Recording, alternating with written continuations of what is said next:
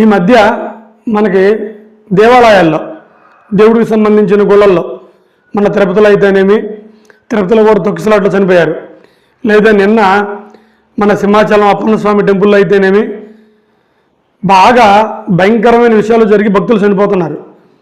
ఈరోజు ప్రకాశం జిల్లా ఖమ్మం మండలం రాయపాడు గ్రామంలో వేణుగోపాల స్వామి గుడి మీద, సాక్షాత్ వేణుగోపాల స్వామి గుడి మీద పిడుగు పడిపోయి మంటలు చెలరేగిపోయినాయి. కావాలంటే మీరే చూడండి.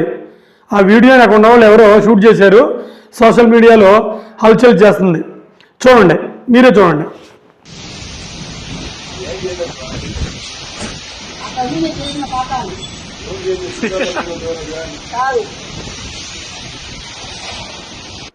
చూశారు కదా.